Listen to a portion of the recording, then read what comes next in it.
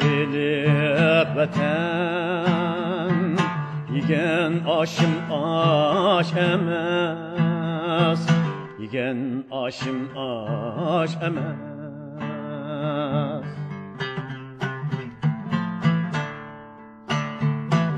Sana telmürgen közdün, kanlar aktı yaş emez, kanlar aktı yaş emez.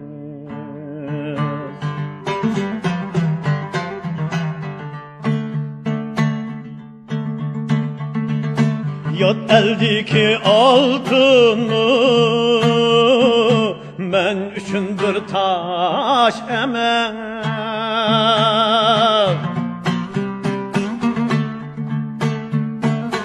Bu derdimni anlatıp salam denla vatenge, salam denla vatenge.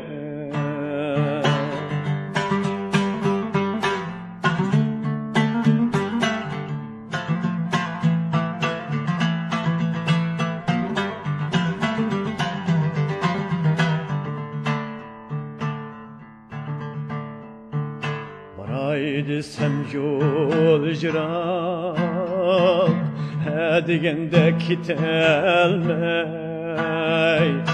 he degende kitelmey.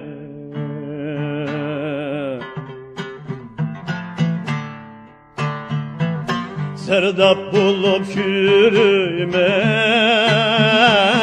burdunan jütelmey,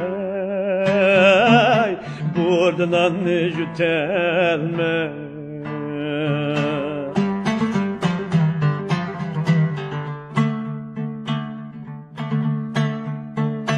Aşkın boldu namımı, men çegirdin ötelme.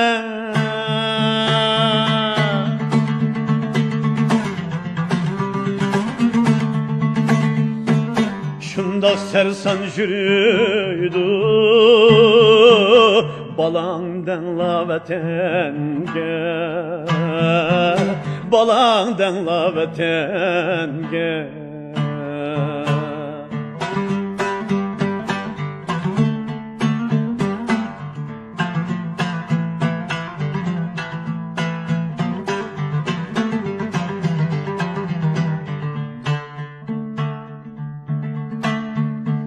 Vatan digen ağızga toymay toymay karayme, bayrak kan kollarını suyup suyup yalayme.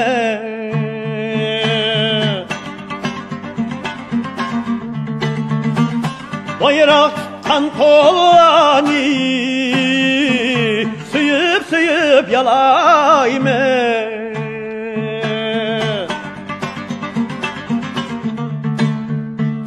Vatanımın hidini toymayı toymayı purayme.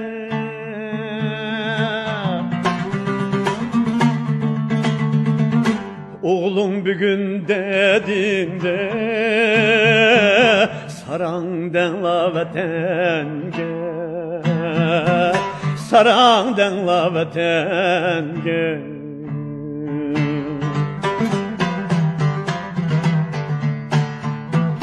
Oğlum bugün dediğinde sarangdan la vatenge, sarangdan la vatenge.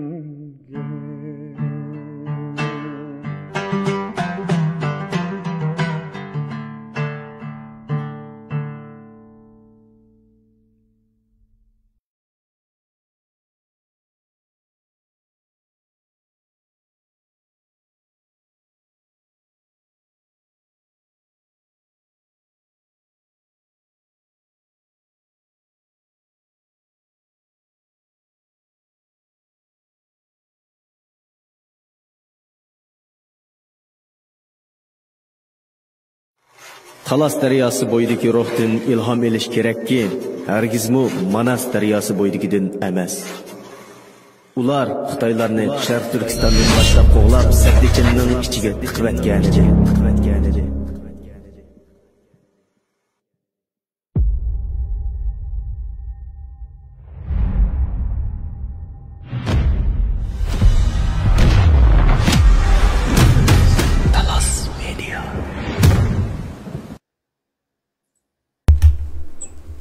Assalamualaikum, Talas forumumuzdan 5. sanığa hoş geldiniz. Bugünkü aziz mehmanımız Sharq Turkiston ishlar guruhining quruvchisi Muhammad nasib bo'lib hoş geldiniz. Assalomu alaykum, rahmat. Xo'sh bulduk. Hoş bulduk. Arkadaşlar bugünkü asas temamız, sohbet temamız aktivizm, siyaset, strateji. Malum muazzaf ekranlarsa bunu arayanlarlık ve bu üç namdaki akıllarının bir kanda hizmet kurganlık doğrultusunda kusulardan kelgen olduğu için bugün bu şey temimiz asas aletli makını sohbet etmesi şartlıdır. Hürmet musabaya efendim, diğer musabaya efendim. Sizden sorayılan birinci sualım, bu da hızlı sohbetin başlıklaydı. Aktivizm degenliğine, siyaset degenliğine, strateji degenliğine, bu şu konuda doğrultusunda düşünmüş ve gelmişsiniz. Bo'ldi, rahmat. Bugun riyosatchilikni siz qilg'achqa biraz programning yana bir riyosatchisini ziyorat qilg'achqa biz benormaldek his qilyapti.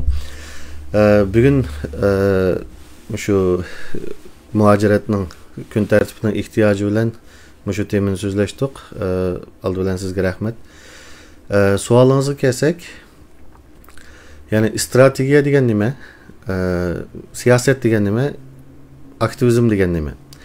Aldı bilen strategiyani bek başına ağrıtmasdan, nazariyalarning ichiga bek kirkatmasdan, strategiya to'g'risida bir qisqachalam, bir qancha jumla bilan tushuntirish berishga tirishay.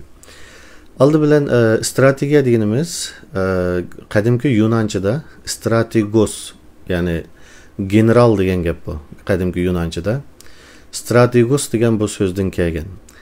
Yani burunqi zamanlarda bu urushda ishlatilgan narsa bo'lganligi uchun strategos, yani generallik degan so'zdan, yani urushni qanday qilib g'alaba qilamiz, qaysi qo'shinlarni qayerga o'rinlashtiramiz, hujum qanday qilamiz, chekinganni qanday qilamiz degan harbiy jang tajribalaridan kelgan.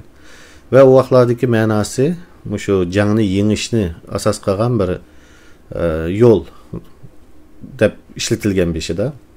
Keyincha bu uzun yillar, hatta ming yillar shunday ishlatilgandan keyin, hatta bu yerda yana bir deyish kerak, shu eng burunqi strategiya kitobini yozib chiqqan odam shu Sunzining urush san'ati yoki 36 tadbir var bu. Shuni dunyodagi eng ko'na urush to'g'risidagi strategiya kitobi deb qarashga bo'ldi. Ondan keyin Mag'arbda yozilgan ba'zi kitoblar bor. Uni gapni qisqarsak, ya'ni bu faylasuflarni adam sanashni men ancha yaxshi ko'rmayman shu ekranlarda. Oxirsida bir nima davri, to'xtagan davri, bu nimaning Prussia deydigan Prussiyaning, ya'ni Germaniya birlashishdan burunqi Prussiya davlatining yoki imperatorligining generali bo'lgan Karl von Clausewitz degan odam bor. Bu adam shu klassik strategiyani, urush vaqtidagi strategiyani eng oxirgi bir yig'inchoqlagan odam deb qarasak bo'ldi. Bu Napoleon urush vaqtida yashagan odam bu. Uningdan keyinlar Napoleon urushidan keyinlar bu nimaga Birinchi dunyo urushlariga kelgan vaqtida bu strategiya hozirgi zamonning oldiga o'tib ketdi. Ya'ni yolg'iz urushlar emas, balki uningga bundaq ta'minot, iqtisod, xalqning ahvoli, davlatning boshqa kuchlari, siyosiy muqimlik, davlat ichidagi xalqning o urushni qo'llash qanchalik degandek nurg'un narsalar qo'shilib, birinchi va ikkinchi dunyo urushi, ya'ni dunyo zamonaviylashgandan keyin bu yangi bir tür tusga kirib, bugungi holiga keldi hamda ikkinchi dunyo urushidan keyin. Shuning uchun bugun hamda bu strategiya degan narsa urushdan chiqib, iqtisodning ichidami, biznesdami, hatta tijoratdami nurg'un sohalarda ishlatiladigan bir narsa bo'ldi. Ama strategiyanın en asas bir cümle bilen xulosalab bu nima narsa deydigan bo'lsa, strategiya degan barliq ba imkonlardan foydalanib, keladigan tehditlardan qaçqan asasda, yoki ularda avaylab o'tgan asasda en az kuch bilan, en az energiya bilan eng jiq natija ilish san'ati bu strategiya bo'ladi. Endi strategiya degan işte hozirgi masalan dünyanın ground strategy deydigan narsalar chiqyapti hozir. Yani cho'ng dunyo xarakterlik ishga bo'lingan shakllik ya bir qancha bo'lingan shakllik shu iqtisoddan tortib, havo kilometrdan tortib hamma narsani analiz qilib, qarshi tarafga qarata ustunlik egallashda ishiltiladigan bir qo'ral bo'lib qoldi. Endi siyoset bo'lsa, siyoset deganimiz u yana grekcha qadimki Yunonchadagi politika degan so'zdan kelgan. Bu Aristotelning kitobi va bu to'g'risida. Endi o Aristotelning dastlabki siyoset degan narsani tushundirgan vaqtida politika deganni bu bir shaharning xalqini boshqarish, chiqarilgan qonunlar va shaharning xalqning qanday qilib itoat qilishi, undan keyin xalqning turmushini yaxshilash uchun qo'llanilgan bir vosita degan shaklda bu yana o'xshash Yunan tilida tunji bo'lib tilga ilingan politika degan gap bilan. Ondan keyingi davrlarda bekchiq odamlar bunga boshqatdi. Bu g'arbda nurg'un faylasuflar chiqdi 18-19 asrda buni to'liqlagan. Ama mening uni jiqadam izdisi topalaydi g'arbda Kant nim dedi, Jean-Jacques Rousseau nim dedi, Voltaire nim dedi deganlarni. Ama mening bu yerda deydiganim, mening alayda tilga oldiganim Ibn Haldun, ya'ni 15-asrda yashagan Müslüman mutafakkur, faylasuf. İbn Haldun'un bu siyaset doğrusidagi qarashlari biraz o'zgacha, yani bugungi liberalizmni eslatadi. Yani liberalizmning dadisi Ibn Haldunmi degandekmi bir savol chiqarib qo'ydi. Chunki Ibn Haldun deydi, davlat qanchajik bosh qo'ygan sari, davlat qanchajik qonun chiqarib xalqini boshqaravergan sari, bu davlat amaliyotda ojizlab cho'kidi. Xalqni amalva jiq qonun bilan emas, jiq undaq boshqarishlar bilan emas, inson tabiatiga uygun şekilde boshqarsa amaliyotda g'alaba qildi deydi. Bu bugungi liberalizmning yuragi, yani.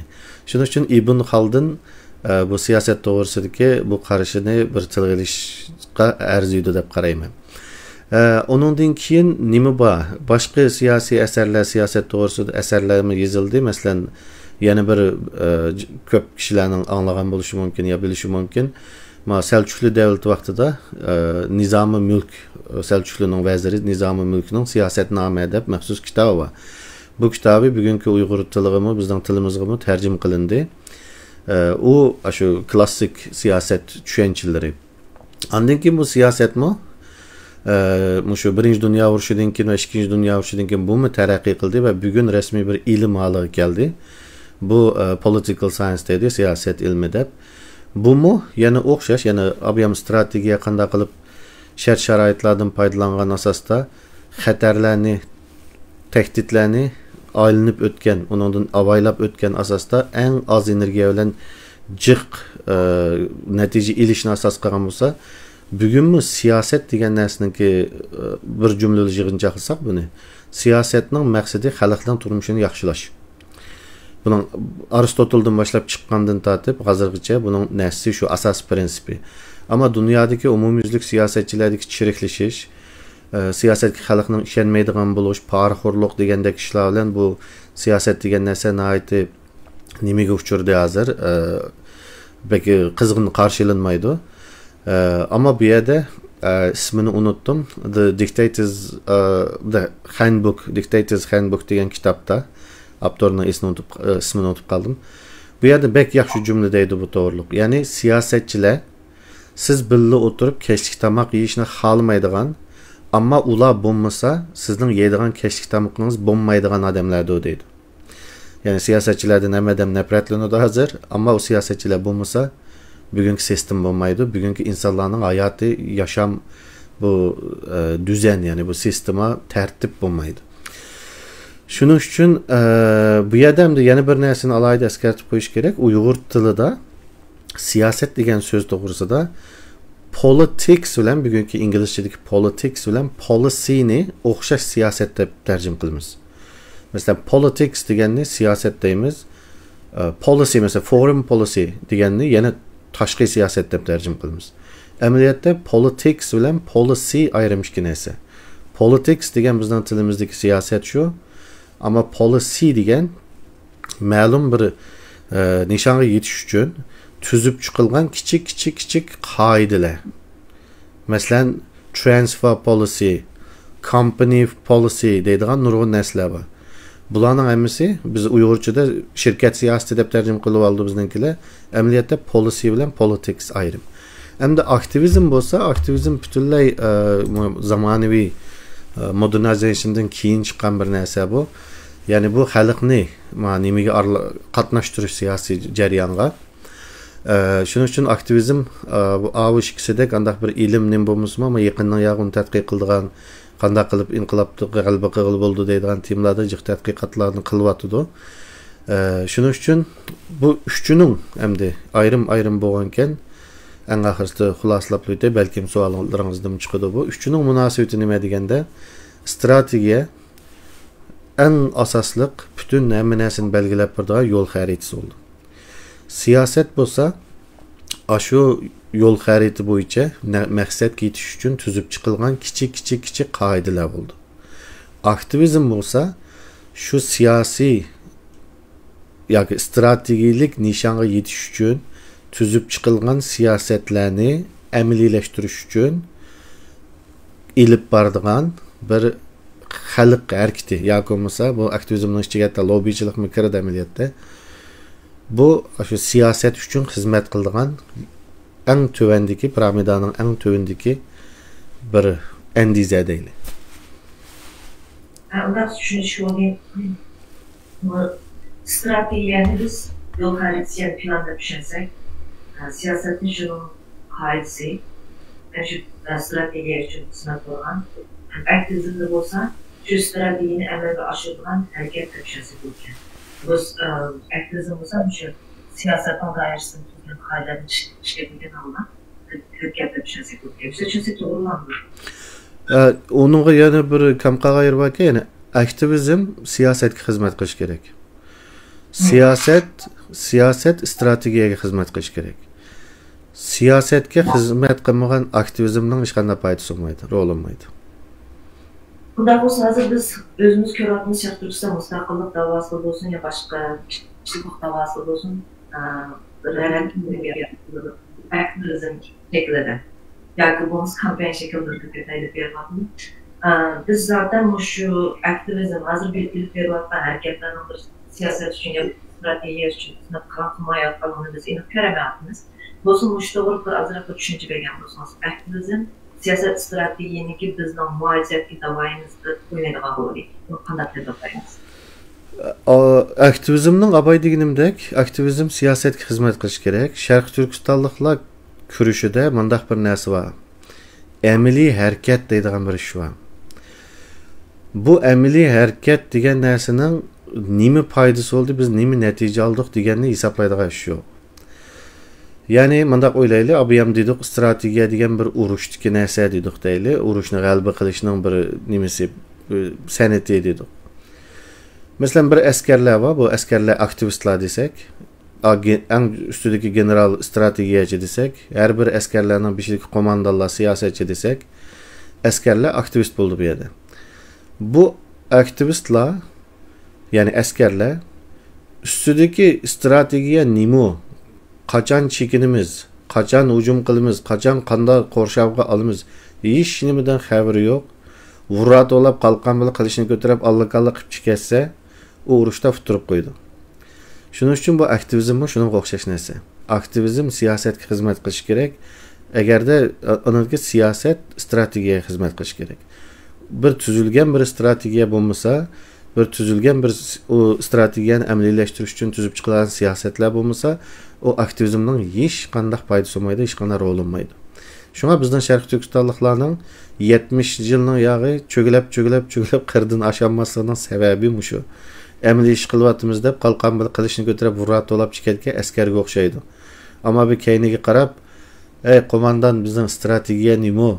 Qachon hujumga o'tamiz, qachon to'xtaymiz, qachon qorshaymiz" deydigan narsa bo'lmaganligi uchun bir stratejilik o'ylash va strategiyachilar bilan siyosatchilar va siyosatchilar bilan aktivistlar bir-birisi bilan aloqada bo'lmaganlar uchun hech qanday natija olmaymiz. Ish qalqonbil qilishda o'zimizni yeritib ketayotgan bir askarlarga o'xshaymiz amaliyotda. Bunda bu neçe üyesinin teknolojimiz aktivizm alaydı. Aktivizm karşı emez. Mesela namazcılar aktivizmde düşündü. Lobbycilikler aktivizmde düşündü. Kısa düşünsek de burada mesela siz aktivizm mantığı kapkamaydı. Davayımızı siyaset derecesi kütüreydi de varsınız. Boşa lansiyen farklı bir düşünmüyor musun? Aktivizm budur misal, evveli misal etmeyi musun? Siyaset budur evveli misal etmeyi musun? Yani demoqchi bo'lganim shu hozirgi degan nimalarga o'xshash, hozir deganimga, ya'ni aktivizmning beshi bo'lish kerak, beshi bilan qo'sig'i yo'q edi, avval ketayotgan ikki putdak ish qilyapmiz-ku. Masalan, aktivizm qilmaymiz, bu narsani yo'q demiz emas. Aktivizm bir siyosat uchun xizmat qilish kerak, shu siyosat tuzilishi kerak. Siyosatni shakllantirsa, hozir qilayotgan ishdan foydalidir. Masalan, bu yani desek yani şu o'xshashning bo'ldi. Amaliyotda bu muhojiratdagi eng uzun, eng keng ko'lamli namoyishni biz qildik. Uni shaxsan o namoyishning planini nima uchun, qanday qilamiz, nima uchun qilamiz va buning qanday natija olamiz degan narsalarni o planini yozgan odam men. Bu yerda o planni yozib, o namoyishni qilishdiki, yana qarindoshlar hammasida Alloh rozi bo'lsin, nurg'un tashkilotlar qatnashdi dunyodan. Bu yerdagi mening maqsadim shu edi. Qaranglar, er 10-oyning 1-kuni yoki 7-oyning 5-kuni urrat olib qalqonbil qilishni ko'tarib chiqib vaqagandan ritmli, tartiblik, hammamiz bir niyatda shu o'xshash shuar bilan mandaq tutulsak, manda tartiblik namoyish qilsak, buningdan bir natija olib bo'ldi degan narsani xalqimizga bir ulgu ko'rsatish, bir namoyanda ko'rsatish edi maqsadim. Ammo bu bizda yani bunu tushunmaydiganda, bunday ishlarni bizda bunday ishlarni tushunmaydiganda ko'pincha odamlar.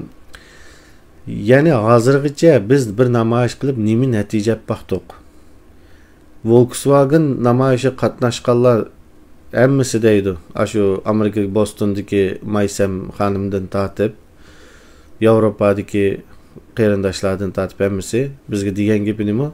Bu namoyish boshqa burun qilganlarimizga o'xshamadi dedi. Bu namoyishda boshqalar bo'lgan ta'siri ham rasmiy bir odam malag'il kelgan odam keyni burilib ketdiki, buningda shu amon natijasini ko'rdik emas dedi.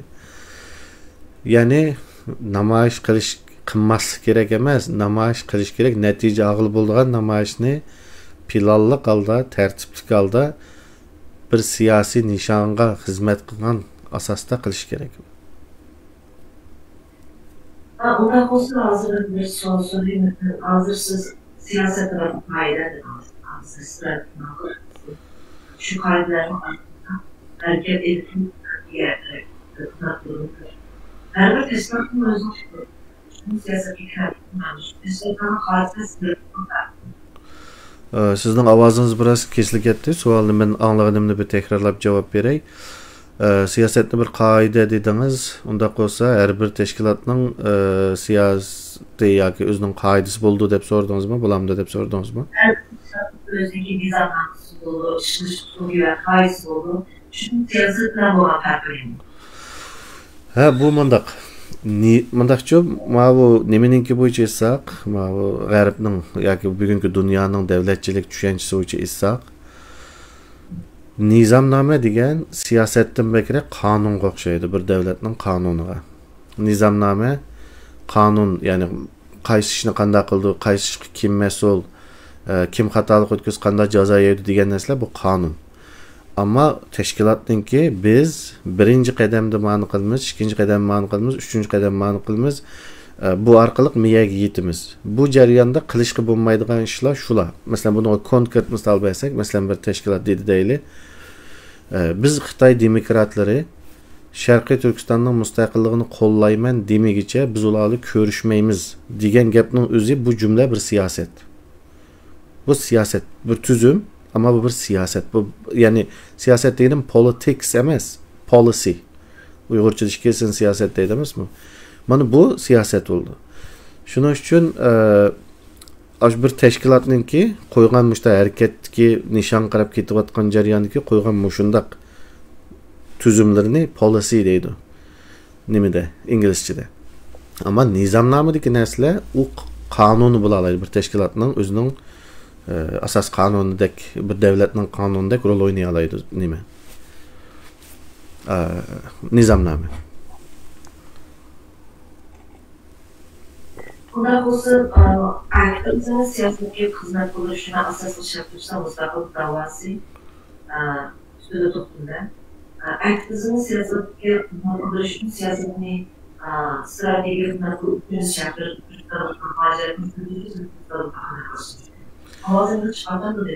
Ovozingiz kesilyapti, biraz signalda masala bor.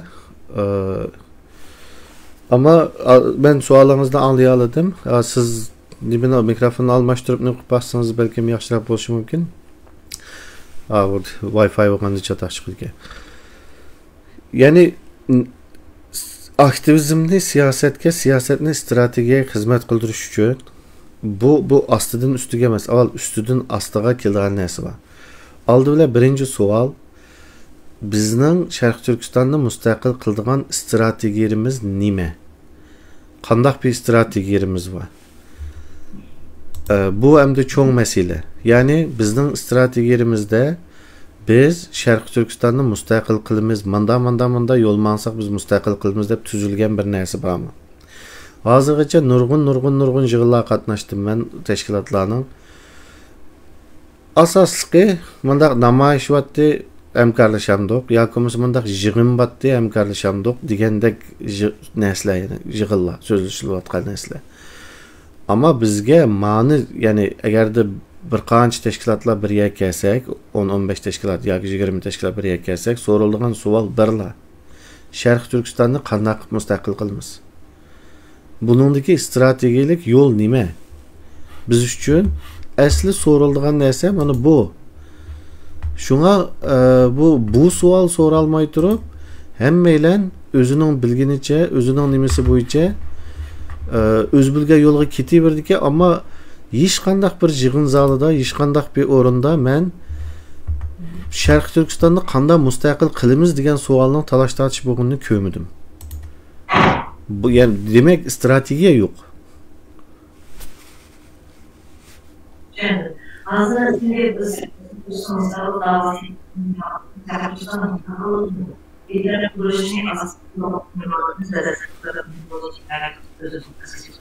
Avazınızı qattiq anlayamadım avazınızdan.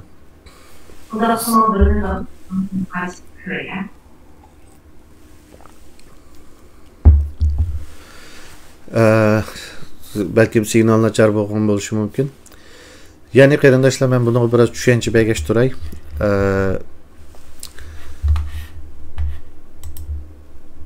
Yani demoqchi bo'lganimiz Sharqiy Turkistonliklarning mustaqil qilamiz, biz vatanimizni mustaqil qilamiz degan strategiyasi bo'lmay turib, ne biz siyosat tuzalaymiz, ne qilgan aktivizmimizdan bir natija ola olamiz. Bu ishkilisi bo'lmaydi, ahmaydi ishkilisi. Shuning uchun oldi bilan bir yerga yig'ilsak va yoki bir yerda o'tirsak, bizning so'raydigan savolimiz strategiya nerede? En nochi, en yaxshi bu ishlarni qiladigan, mesela biz en hurmatlaydigan, en ishonadigan odamlardan bizning so'raydigan savolimiz Sharqiy Turkistonni mustaqil qiladigan strategiyaring bormi? Buni so'rash kerak asli savol. O strategiya bo'lgandan keyin uningga qarata siyosatlarni qanday tuzamiz? Mesela abay men bergan misol bor. Xitoylar mustaqillik demese, Sharq Turkiston mustaqillik qo'llaymiz demese, biz uning bilan ko'rishmaymiz degan narsa bir siyosat.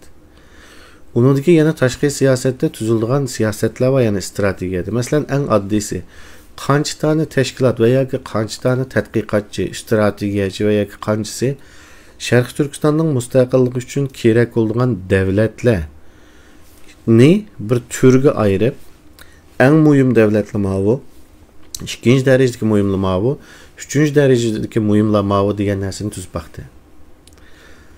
Meni da'vat qilim bu. Yani biz hech qanday strategik nimamiz yo'q. hech qanday strategik angmi yo'q, tushunchimi yo'q holda ketyapmiz.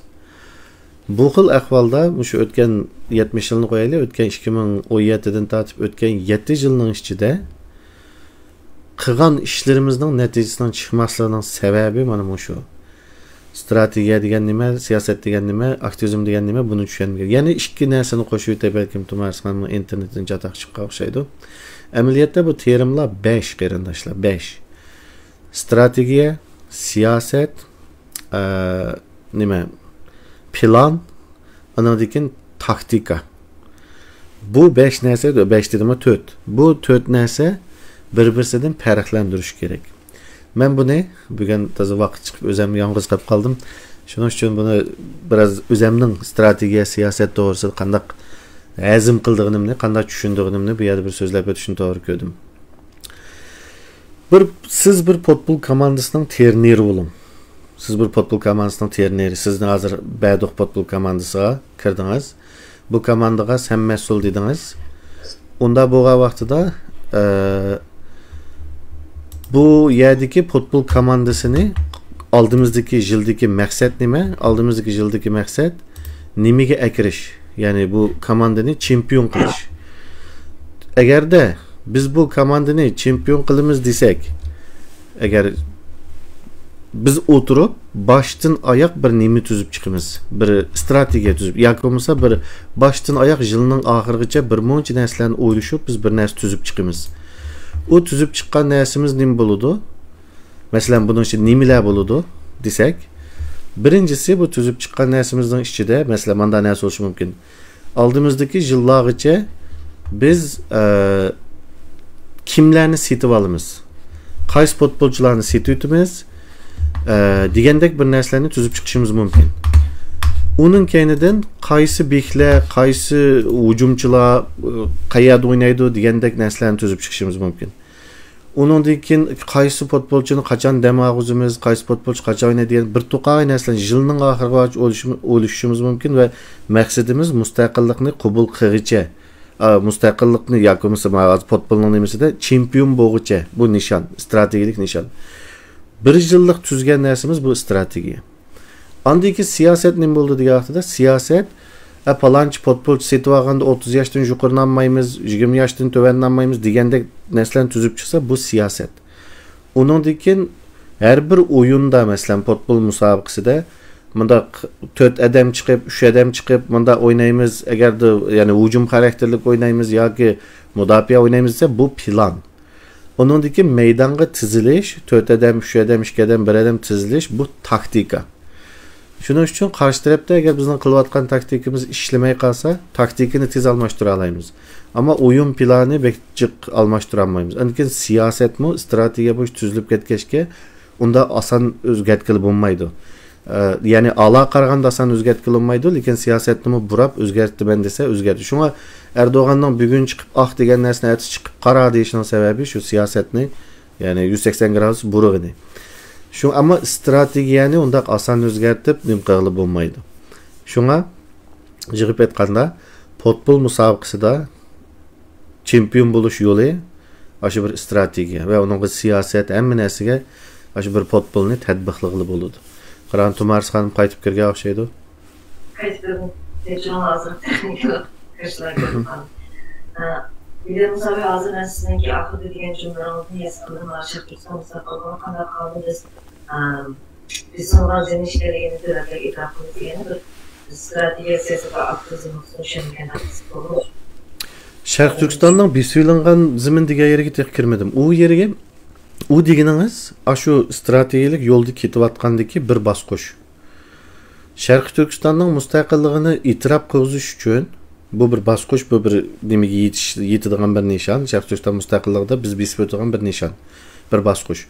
Bu yerga yetish uchun masalan siyosatlar qanday tuzildi desangiz, birinchi bo'lib biz indigenous people demaymiz. Biz asalliq millat demaymiz. Ya'ni tashqi siyosatning tilini chiqaramiz oldida biz kim o? Bunu chiqargandan keyin undan keyin boshqa yerlar bo'lgan vaqtida Jungodagi asalliq millat yana birimi demaymiz. Bular siyosat demaymiz degan narsalar. Undan keyin nima deymiz? Undan keyin yana birisi bu yerga yetishdiki yana bir narsa nima deganda bizning o'zimizning tarix tezimiz bo'lishi kerak. Biz bizga ispagan hikoyalarni ko'tarib yurib, bu mustaqillik kurish qilib bo'lmaydi. O'zimizning tarixchilari o'zimizning haqiqiy tezini chiqarish kerak. Hech kim rad qilinmaydigan, dunyodagi hech qanday akademik, hech qanday universitet rad qilinmaydigan tariximizni chiqargandan keyin biz shu yerdan chiqib tarixda davlat qurgan, manda ishg'ol bo'ldik degan gapni deya olamiz.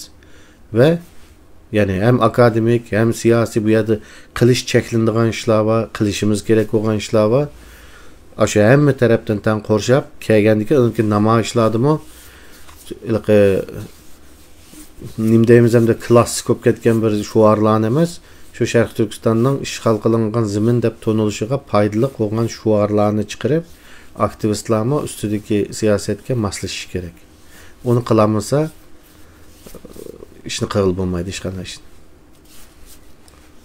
Ular olsa bizim muhalefet böyle kardeşler Türkistan'da özüne ait aciz, özümüz takıl bulamayımızdan kendimizi Nurca Hanım'ı o şeşke takıl değil. Ve onun kadar kalmayla devletlerine yardımcısız bizim takılmamızı erişemeyiz. Hem de müşterek ol aslında biz stratejini özümüz tutuşumuz gerekmiyor. Yardım olması devletler tizmeyen stratejiye boşanmışımız gerekmiyor. Ruqiya xonimning o gapiga men qo'shilaman, chunki bizning jo'grafiyalik o'rnimiz sababidan bizga cho'qim birsi nima qilmasa, biz yamanmi uzun yillar dunyoning ham ideviy jihatdan, ham texnologiya jihatdan dunyoning bekayında qoldik. Shuning uchun bizga o'zimiz Xitoy bilan urushib mustaqil bo'lishimiz degan oson narsa emas. Biz qila oladigan narsa emas hozirgi vaqtda. Shuning uchun bizga cho'qim bir cho'ng kuchlar yordam qilishi yoki bo'lmasa qo'llash kerak. Bu deganlik bir cho'ng kuchlarning digini bo'yicha shuning adami bo'lib maqsaq bizga qilib berdi deganlik emas. Abay men deganimdek davlatlarni eng muhim davlatlar, uning ikkinchi darajalik muhim davlatlar, uchinchi darajalik deb bo'lgan vaqtimizda shu eng muhim davlatlarning manfaatini bilishimiz kerak. Bu davlatlarning manfaati Sharq Turkistonning mustaqilligiga uyg'un kelamdi, buni bilishimiz kerak. Men bugun bu yerda chiqarib qo'yay qarindoshlar. Amerika Qo'shma Shtatlar deydi, ama bu xato amaliyotda Amerika Birlashgan Davlatlar deyish kerak, to'g'ri tarjimasi. Amerikaning ulusal manfaati Xitoyning parchalanib Sharq Turkistonning mustaqil bo'lishi bilan parallel kelamda bir yo'lda maqamdi. Buni xalqaro munosabatlar tadqiqotchilari, strategiyachilar mushuningga nim deb qaraydi. Biz hozir hammasi xiyolda Amerika bizga davlat qurib deb o'tiryapti. Amaliyotda Amerikaning ulusal manfaati, Amerikaning manfaatlari Sharq Turkistonning mustaqilligi bilan qanchalik bog'lashudi. Buni bir strategiyachilardan buni bir so'rash kerak oldida. Shu vaqtida anakin bizga bir davlat apparamdo yoki biz qanday qilamiz degan narsa bilalaymiz. Endi strategiyani bir sezib birish kerakmi deganda, biz strategiyani bir belgilab bergan ishda bunimizga yap bo'ldik. Sovetlardan bunimizga yap bo'ldik. Shuning uchun atning, jipning uchi, atning chulvurining uchi o'zimizning qo'lda bo'lishi kerak. Plan o'zimizdan bo'lishi kerak, strategiya o'zimizdan bo'lishi kerak. Faqat boshqa davlatlar bilan o'rtaq manfaatni tepib chiqib, o'rtaq manfaatni kesishtirishimiz kerak. Hozirdan boshlab oldimizga kelgan davlatlarning chiqib quchqig'i o'tdasak, Ahmadjon Qosimovning davridagi Sovetga bo'lgan oshqi, Sovetga bo'lgan muhabbati nihoyat ichinishli natijani keltirgani biz qadimgi zamon tarixi emas, tunugungi tarix. Tarixdan natija chiqarish kerak. Bo'lmasa chatoq chiqadi. Aziz ma'lum tarafni izoh qilsa, aziz bo'lma. Abayqdan yaxshi, ammo takrorlanishpa. Tamam. Buna bir işimiz geldi. Şu dönemler dizilerden havalılar, dönemler dizilerden karvacı ergeçmişsin. Belki aç dönemlerden Xitay'dan münasebeti yok. Bu soruda kısari münasebeti karşı gereken yapalım. Çünkü ben Amerika'da yaşamıştım. Şu inaklı normal Amerika'daki soruları karvalarıyla şirketleri dayanışıklı kurulmuş. Bazı kaynaklar mesela Şarkıristan musafirlerinin şeyin bir sen ulanı kadar oldu. Mesela Şarkıristan'ın katılmış şirketinden ulanın ulaşımı başlığında strateji koydu. Şunu qarab turib, biz hozir Amerikani qaysi yo'nalishga yo'nalamiz, qaysi yo'nalishga ketib bunu shu bizning shu Amerikani deymiz. Bunları kullanırken desteklerin siyasi sözler için çıkılma, Türkistan müstakil davasınız belki Türkiye ve demokratik müstakillik kişilik davasının kırılmasında öyle mi? Bu yüzden siz bir aktivizm siyaset stratejiyen olsun, siz bir tekniklerden olsunuz. Aldı bilen Şarkı Türkistan körüşünü kollagan bir devlet yok. Bizni qo'llavassa bu bizni qo'llavassa deydigan bir gap. Texi Uyg'urlarni ya Sharq Turkiston ko'rishini qo'llagan birisi yo'q. Hozir teximi ichini shiqinim bo'ldi deganda, mana bu Falastinda bo'layotgan masalaning xalqaro sudga, adolat sudiga qirg'inchilik genosid deb kelishi bilan bu bizning rost ayat yuz berayotgan bir qirg'inchiligimizni tilga olgan davlatlarga qarşı işiltidigan bir qalqan bo'ldi hozir Xitoy tarafga. Mandaqcha aytganda Uyg'ur genosid, Uyg'ur qirg'inchiligi degan narsa nimadan tushib qoldi. Buning yana bir narsasi, shu yana bir sababi Falastinda bo'layotgan ishni ekranda butun dunyo ko'rib turibdi. Sharq Turkistonda bo'lgan ishni unda ko'rib turamidi. Shuning uchun hozir bu davlatlarning bizni qo'llamaslik yoki qo'lladi degan gap yani qo'llamaslikdan sirt bizning bir qon to'kilayotgan bir ishni boshqa birisining jinoyatini aqlash uchun bizning ishimizni o'yinchi qilib qalqon qilib oldimi degan savol bor. Chunki bu bizning masalamiz, unda qalqon qilsa biz uni ko'tarolmaymiz. O kelgan nayzini qilishning darbasini bizning bu qalqon sunib ketadi, bu xalqaro masalalarda qalqon qilib ishlatsa. Amaliyotda şu Amerikaga yoki boshqalarga buni bizning siyosatchilarimiz ochiq deyish kerak. Nimaning keynida. Ma bizni bunda ishlatma. Mesela yani siyasi talab, mesela Sharq Turkistonni ishg'ol qilgan zamin deb tonu desa bugun tonimaydi. Mümkün emas. Chunki uni bugun tonusa Xitoylar urushda oldu degan gapni men 4-5 yilning oldida dedim. Hozir tex uya kemmidi. Ammo hozir boshqalardan talab qiladigan narsamiz nima bo'lishi kerak hozirgi nimada? Mesela birincisi Uyg'urlarning ichidagi Xitoy ishlaydiganlarni tutib deyishimiz kerak. Buni qila oladi. Hozir bizning vatanimizda Sharq Turkiston deb qonun chiqaramizmi, ammo buni qila oladi. Undan keyin biz Uyg'urlarga, Sharq Turkistonliklarga bir umid ba degan shaklda shu mesela Tayland turmushdagilarninki degandek masalalarni konkret masalalarni bagash biz strategiya nuqtasidan Sharq Turkiston qanday bo'ldi degan narsani ishtirishimiz lozim. Unda qilmasak yani bu hozir bosh yo'q, mingi yo'q, futulan qo'l yugurib oldiga chiqyapti.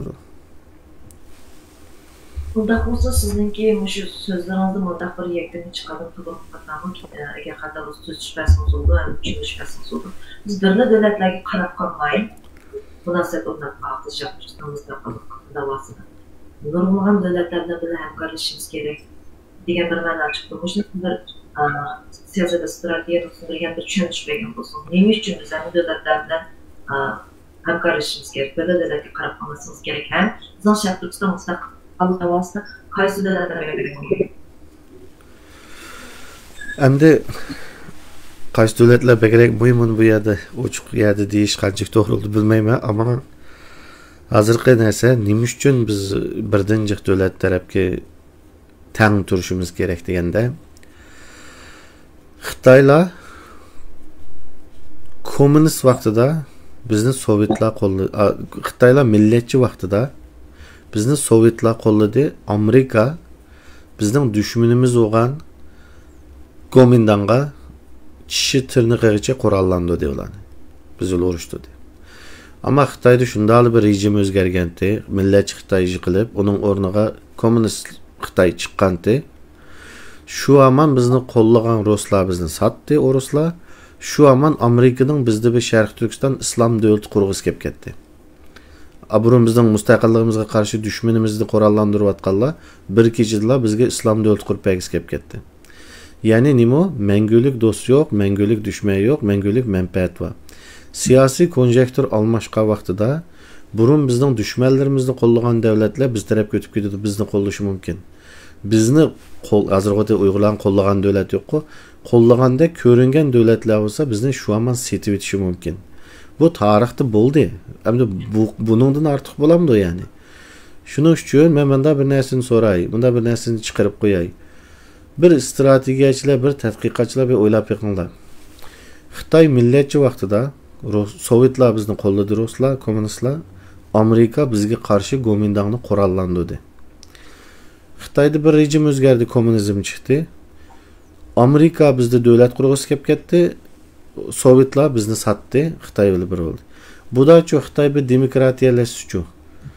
Bugun bizni qo'llamagan Rossiya bizni qo'llab, Amerika yana Xitoy demokratik Xitoyni Gomindangni qurollantirganda ularni qurollantirib bizni bostirish ehtimoli bormi? Ya bu tarix degandan natija bir dars chiqarish kerak yani. Xitoy demokratiyalashsa, nim bo'ladi? Xitoy demokratiyalashsa, Amerikaning Osiyodagi eng chong ittifoqdoshi kim bo'ladi? Shuning uchun bu bizga demokratiya kerak.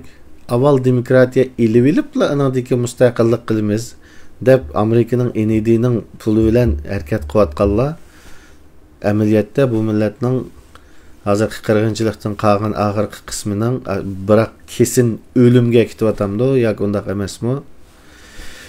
Buni strategiya, ya'ni rasmiy vijdonliq qalamini sotmagan strategiyachilardan so'rash kerak. Yo'q, $200 o'zini sotadiganlardan emas. Xo'sh. Lekin masalan shu bizniki diasporada muhojirlar davomli shu kishilik huquq davosini, avtonomiya davosini qilayotganlardan Sharq Turkiston mustaqillik davosini qilayotganlar. Nima uchun bir-biringlardan doim qolsizlar? Birlashsanglar bo'lmadi deydi. Buni bir siz siyosat strategiya nuqtasidan to'g'ri xatoligini bir tushunib berasiz. Buni kim deydi? Chet elliklardan Uyg'urlarmi? Uyg'urlar mashlaq deydi, chet elliklar mashlaq deydi. Chet elliklarniki mashlaq deyishi balki ma'nomizning bir yerga akilib bir kuchlar boshqacha bo'lishi mumkin, ammo xalqimizning ko'z qarashi kanada mo'yin qo'ymasdan. Ashlangan deganlar. Buningda chet elliklarning deyishi ikki xil bo'ldi. Birsi rasmiy ayada bir qirg'inchilik bo'lgandan keyin birlashmamizlar deb bizning ichki ishlarimizni bilmaydiganlar bir xil umidvor shaklda bunda deydi. Yana birsi siz degandek bo'lishi mumkin. Hammani bir tog'aga qachilab, og'zini chigib men tutaman deyishi mumkin. Endi Uyg'urlarning bundaq deyishi meningcha buni o'tgan 5 yilning yog'i bu bo'lingan, ya'ni bizning nima ishlar bo'lganini bildigan odam bunday gapni qilmaydi deb o'ylayman. Agar yana shunday qilgan bo'lsa bu yo yag'anda uxlab qolganlarchi yag'andan. Endi shundaqdimi? Buni siz so'ragan ekansiz, buning bir javobini berib o'tay. Sharqiy Turkistonliklarning qancha ko'p tarafda nimasi bo'lsa, shuncha yaxshi. Ya'ni iqimlari 5, 6, 7, 8 iqimlari bo'lsa, shuncha yaxshi. Uning ichida Sharq Turkiston mustaqillik deganlari kelishib, hamkorlashib, birga pas chiqara oladigan yerda pas chiqasi bo'ladi. Hammasi bir xil bo'lsa, bir yer xaltining ichiga qochilinib qolsa, shu tashkilotning beshidagi 5 odamlar setilsa, butun millat ketadi. Shuning uchun o'xshamaydigan bo'lishi kerak. Yana bir o'xshamaydigan deganda yana bir narsa kelib qoldi gap. Ma yaqinda Fransiyada sekular yoshlar, sekular Uyg'ur yoshlar qurultiyi deb bir yig'ilish bo'libdi. Masalan, buni u yerda nimani xato ishiltirgan men yozsam nima qildim? O'sha ruxsat qilsangiz men bir narsani ekran bir ko'z o'tib ketsam. Ya'ni bu sekular yoshlar degan oldinlar hukm xato. Hukmda bu qurultayning xarakterini ko'rsatadi, odamni ko'rsatmaslik kerak. Masalan, qarindoshlarim, shuningdek Facebookda yo'q hisobning kayniga o'tilib oqsoqollik qildiganlar aka. Bu eng oddiy vocabulary.com, ya'ni eng oddiy. Bu yerga qaraydigan bo'lsak, sekular degan nima degan gap deganda hatto butun ekranga beralsak, sekular degan gap religious bo'lmagan, ya'ni dindan xoli bo'lgan odamlar bo'lsa, dindan xoli ya dinga ishonmaydigan odamlar bo'lsa, undaqlarni ateist yoki agnostik deb ataymiz. Ateist degan dinga ishonmaydigan, dinsiz degan gap, Allohga ishonmaydi yo yaratquchiga ishonmaydi. Agnostik degan yaratquchi Xudo bormi, yo'qmi, ini qaror berolmagan odamni agnostik deydi. Shuning uchun odamlarni tasvirlaganda, dindan xoli odamlarni tasvirlaganda ya agnostik deymiz, ya ateist deymiz. Ayak yezib qo'ygandak odamlarni buni qilamiz. Ammo narsalarni, shaylarni, activity, voqealarni yoki pozitsiyani, yoki davlatni, yoki nimani, jamiyatni so'zliga yoki dunyoni demoqchi bo'lsak, sekularni ishlatamiz. Bu eng oddiy vocabulary degan narsadagi gap. Ya'ni bu.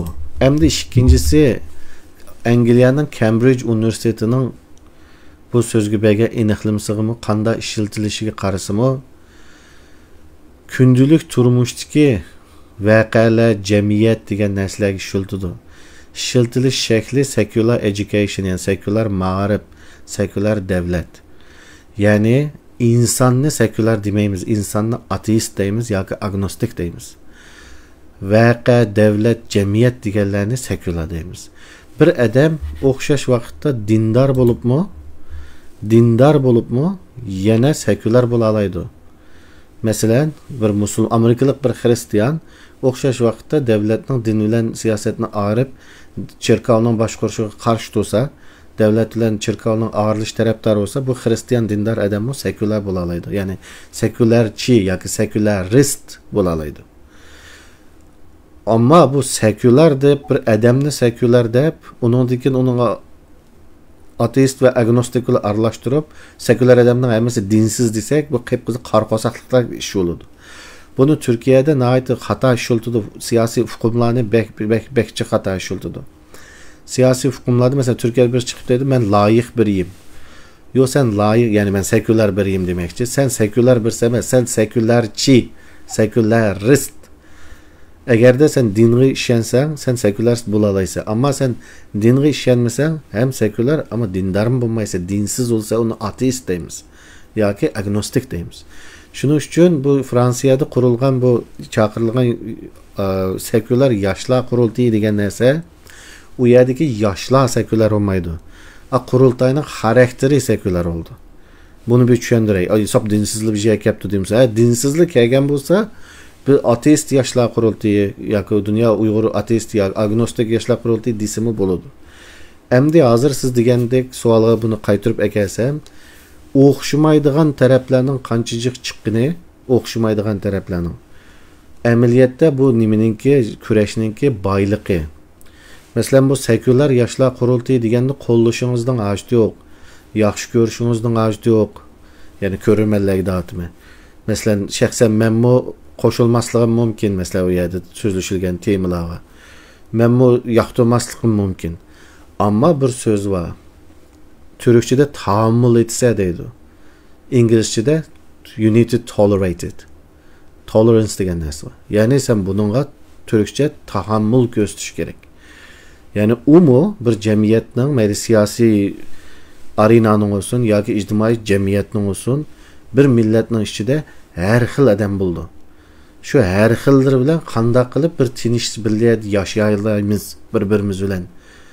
Ya hürmet qilishingizdan hojati yo'q. You need to respect dedigan ish yo'q.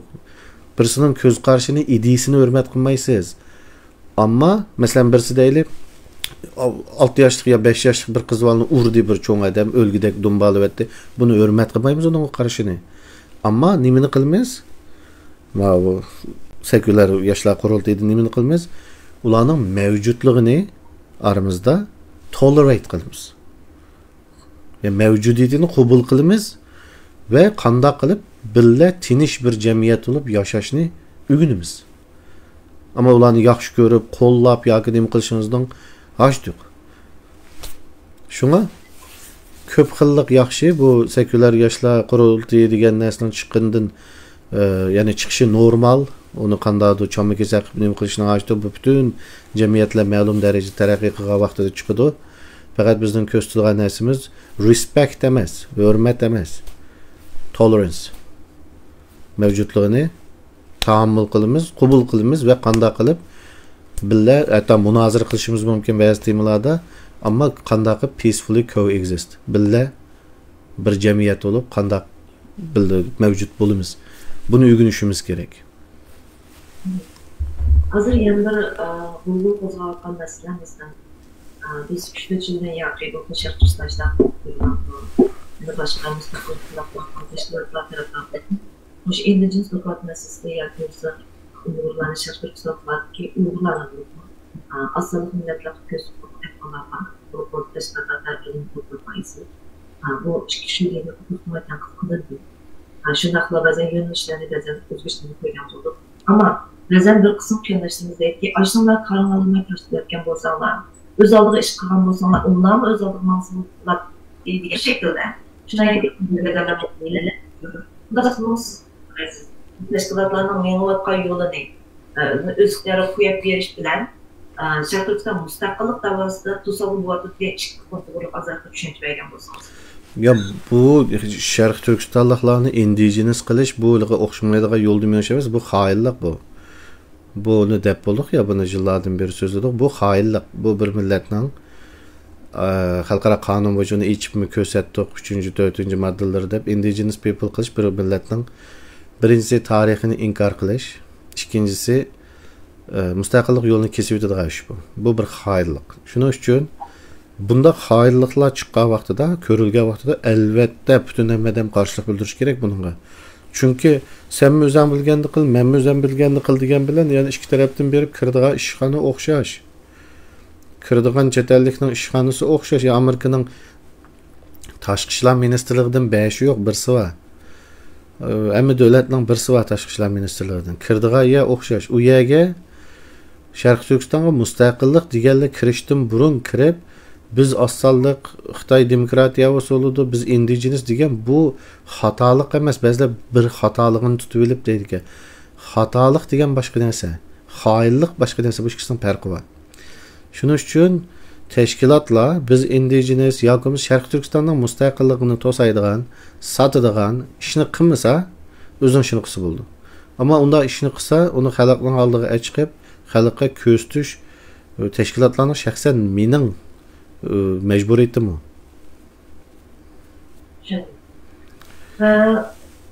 Burada bir soru kalan bu gibi. Mesela teşkilatlar öz aldığı özün tüzümünü, siyasını, stratejisini birlikte tanıdığını ama yanılan birbirinin yolu tuzağı bulduğuna yakınız tesir köz tayfalardı. Autonomiye yoluna Avaz ahır keslik etti. Meyli qaysi yo'llangan bo'lsa, tashkilotlar o'zaro yana bir-birining yo'lida kesishib qoldi ekan, bir-biri ta'sir ko'rsatish yo'ldi ekan. Sizdan so'raydigan bir savolim, mush tashkilotlarning hammasi o'xshash bir strategiya ostiga tushib, mang'alash ehtimolligi bormi? Agar mang'alash ehtimolligi bo'lmasa, bir-birining yo'lini to'smaslik uchun biz qanday tashkilotlar o'rtasida siyosat o'ynashni bilishimiz kerak. Undaq mang'alaydigan aslida hamma o'xshamaydigan taraflar yaning tegidan bir-birisi bilan hamkorlashmayish kerak. Ammo bizda sol tarafning beshi kechirishlar, sol tarafning beshida xoinlik var. Xoinlik bor edi. Uni o'zlari ishchin tozalash kerak. Men buni 3 yil burun degandim. Ya bu qurultay o'zini tozalaydi yoki xalqning nazarida sesib tugaydi oxirsida degandim. Bugün yerimcan bo'lib o'tadi. Yana davomli cho'kadi agar ishni tozalamasa. Uningdagi ikkinchisi bu xoinlikdan sirt, işte siyosiy jihatdan bir taraf tang yana tegdim paslaşanmasının sebebi siyosiy seviye yok adamlarda. Mesela bir adam bilan bir yerde bir münazirni qilishib qolsangiz, o mangulik düşmansiz, ya'ni psixologik masala eg'ir bizning adamlarda. Amaliyotda bir yer so'qishib qolsangizmi, tepishib qolsangizmi, chanishib qolsangizmi, vatan uchun men siyosat qilman degan odam yepiq kanallarni har vaqt ochiq tutadi. Agar xoinlik bo'lmasa. Shuning uchun bizda asli shunday qilish kerak. O'xshamaydigan butun hamma taraflar diyaning tegidan tilini bir qilish kerak. Lekin bu bizning odamlarning eng muhim yana bir narsa azalligidan, tashkilotlarning beshidagilarning $5000 adamni ko'mdiq $500 adamni bo'lganlar uchun akşikinen pulunu dep ama man pul verdim, şu pulunu başkalar ağzı bulmaydı dep tosap kızgınıp yol kesişler bilen onundaki siyasetinin nimiligini bilmeslik bilen, siyasi an, sapa degan narsaning nimiligini bilmeslik bilen biz bunu kılanmaydı ikenmiz. Aslında bütün çetellik okşamaydigan 5-6 iqim şekillengen bolsa, hemmesi yanadigidan tilni bir qilish kerak. Hayillardan başka. Ama onu kılanmaydı ki çünkü adamlar bek azanke kilovatkan pulni bilinib qalamki deydigan ish chiqdiki, onundakin siyasi sapa. Bizde hazırki devirde 33. yıldaki siyasi rehberlerdeki sapanın 50'de biri hazırki adamlarda yok ki. Da olsa bu şiir en arzusu çünkü bak burası biraz buramız aklaşmışız burası. Neden böyle bir sıkıntılar var? Siyasette ilgili hizmet kılış için aktivizm qanday qilishimiz kerak, to'g'ri strategiyamizning bo'lishi kerak, to'g'ri siyosatimiz bo'lishi kerak. Sharqiy Turkistonliklar mustaqil bo'lamiz desa, bu ishning bilimini o'rgangan odamlar, tarixchilar, jamiyatshunoslar, siyosatshunoslar, xalqaro munosabatlardagi strategiyachilar vatani uchun o'ltirib haqiqiy bir beshini qatirib bu ishning nimasini shakllantirish kerak asosini. Hem bu yerda hozirgacha bo'lgan narsalarni yana ichishning hojati yo'q, ammo buni shakllantirib, shuningga qarata siyosatlar tuzilishi kerak. Birinchi siyosat shu, birinchi tuziladigan narsa tarixdan abay deganimizdek, bir davlat menga pul berdi, bu davlat Uyg'urlarni qo'llayotdi deb o'ylasak, yaman azan setilib ketimiz. Bak azan tugab ketdi bu ish. Çünkü hech kim tehi bizni qo'llagani yo'q. Qo'llash degan Ukrainani qo'llagandek bo'ladi. Qo'llash degan Sharq Temurni qo'llagandek bo'ladi. Shuning uchun biz yana Bosniya jihalan sanmoqchimda bo'ldi qilay. Qo'llash degan ashta bo'ladi. Hatta Sharq Temurda qurollik qo'llamagan tinish yo'li bilan Sharq Turkistonning mustaqil bo'lishiga yordam bergan davlatlar. Şuna bizni tehi bir devlet qo'llagan yo'q. Sharq Turkistonliklarning o'zining aciz bo'lishi da bunun aciz bo'lishi ve hamma tarafni, ya'ni davlatlarning hammasini yaxshi analiz qilmaganligi, ikkinchisi şu davlatlarningki hozir Xitoy bilan bo'lgan kelgan yeri tehi Uyg'urlarni qo'llaydigan yeriga kamidi bu. Tashqi jihatdan azroq masala bor. Ama en asaslı işki cihetten Sharq Turkistonliklar tayyor bo'lolmadi. Shuning uchun bizden eğer pekirtib tashlab etmisin desek, en oxirgi bir qancha yilimiz qoldi, biz beshimizni silkib o'tishimiz kerak. Bo'lmasa Sharq Turkistonliklarning kelgusida bag'ansir umid azladi. Agar xalqsiz yana bir narsani qo'shib qo'yaymi shega coğrafiya to'g'riliq. Bundaq o'ltirib bir o'ylaylik qarindoshlarim. Sharq Turkistonning xaritasini qo'yaylik, 3D xaritasini Nuriddin Begmi bir ko'rsatdi bizning programmada. Men bir rasm qilib chiqarib qo'ydim Facebook'ga. Sharq Turkistonning atrofidagi shu O'rta Osiyo deb atalgan Turkiston jo'grafiyasining va Sharq Turkistonning o'rniga qaraylik. Bizni qo'llaydigan davlatlar, masalan deydi, Amerika askar deganni tashlab bizni mustaqil qilib o'tdi degan bir mutaxassis va Amerikada. Burunqi Amerika Uyg'ur jamiyatining raisi bo'lgan birisi. Nereden ekip taşlıyordu bu coğrafyaya askerni? Nereden kildi? Dengizden Pakistan'dan kilemdi, Hindistan'dan kilemdi, Afganistan'dan kileldi, Afganistan'dan taşlap çıkarttı Amerikalıklar. İran'dan kilemdi, Kazakistan'dan kilemdi, Rusya'dan kilemdi. Nereden kilip sana yardım kıldı bu coğrafyada? Amerika ya ki garip devletleri. Nereden kildi yardımga? Coğrafiyaga xaritini tutib o'tsa, shu o'zining davatgan gaplarning nima gap ekanligini tushunadi xaritaga yaxshi qarasa. Shuning uchun gapning xulosasi bir shaxsga ishlash qilishga bo'lmaydi. Shaxsdan shaxsga sakrashni bilish kerak, o'zining manfaatini bilish kerak. Har qaysi davlatlarning manfaatini bilish kerak. Qaysi davlatning manfaati Sharq Turkistonning mustaqilligiga uyg'un kelgusida. Xitoy yana bir narsa Bugungi dunyo sistemasi yıkılmay turib mustaqil bo'lmasak, bir narsani unutmaylik. İşgal qilib turgan cho'ng davlat o'zi qilib qilib, uningdan bir rayonni yoki bir ishg'olda qolgan bir yerni arib chiqish bugungi dunyo sistemasi uni tonimaydi. Bugungi dunyo sistemasida mustaqil bo'lgan davlatlarga qaraydigan bo'lsak, ashu nimaninki davlatninki yiqilishi kerak. Param-parcha bo'lgan vaqtida ichidan chachrab chiqish kerak. Ammo o'xshash davlat, o'xshash rejim turib, seni ma bir bo'lkonni arib mustaqil qilibimiz, ya'ni bo'linib chiqish chiqqan davlatni mustaqil davlatda bugungi sistemi, dunyo sistemasida uni mustaqil davlat deb ko'tarib chiqish nihoyat tez. Çöküş gerek ha devlet. Xitoyning çöküşünü kim xohlaydi? Yiqilishini. Ashani o'ylash kerak. Rahmat. Rahmat sizga. Bugungi yana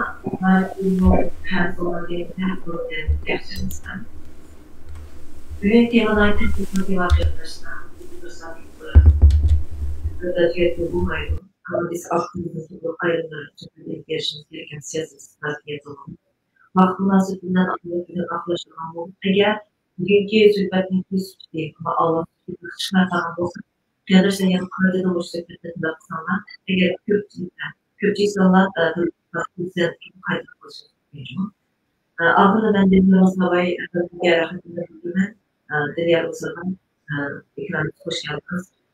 Mushu chiqarib bu suhbatga qatnashganlarga yana bir ko'rarman.